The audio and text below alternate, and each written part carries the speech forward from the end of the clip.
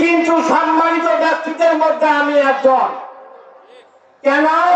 পৃথিবীর আনাচে সেখানে আছে আমার ছাত্র ছাত্রীরা বিভিন্ন পেশায় নিয়োজিত, উপর থেকে নিচে বিভিন্ন পেশায় তারা জায়গা দখল করে আছে।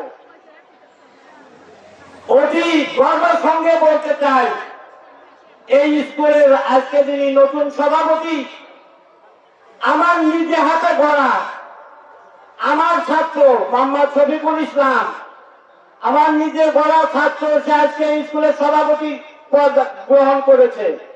এর থেকে বড় পাওয়া কিছু আছে আমার? এইরকম শুধু এই স্কুলের সভাপতি না, পৃথিবীর বিভিন্ন অঞ্চলে বিভিন্ন জায়গায় আমার ছাত্র ছাত্রীরা বিভিন্ন বড় বড় পদে তারা অধিষ্ঠিত হয়েছে, আরো হবে। কয়েকদিন আগের কথা আমি সংক্ষেপে অল্প কথায় শেষ করছি। কয়েকদিন আগের কথা, বাজারে আমার একটা হোমিও ডিসপেন্সারি আছে। তো আমার ডিসপেন্সারির সামনাসামনি একটা ডিসপেন্সারি ডাক্তার নিজামুদ্দিনের। তো ডাক্তার নিজামুদ্দিন আমাকে বলছে, স্যার আপনি সৌভাগ্যবান। বলে কেমন করে সৌভাগ্যবান? বলে আপনার ছাত্ররা আমরা চতুর্দিকেই আপনাকে ঘিরে রেখেছি।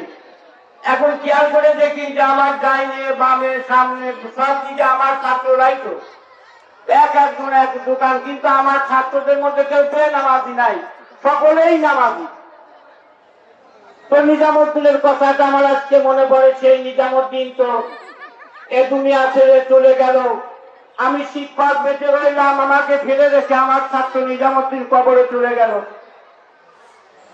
তারপরে আমি শিক্ষক হয়ে আমার নিজামুদ্দিনের জন্য আমি প্রাণ খুলে দোয়া করি।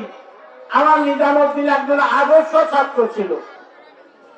যাই হোক, অভিভাবক বৃন্দের প্রতি দৃষ্টি আকর্ষণ করছি, সন্তানকে লালন পালন করা এটা বহুত বড় গুরু দায়িত্ব। এই দায়িত্ব পালন অবহেলা করলে কিন্তু চলবে না।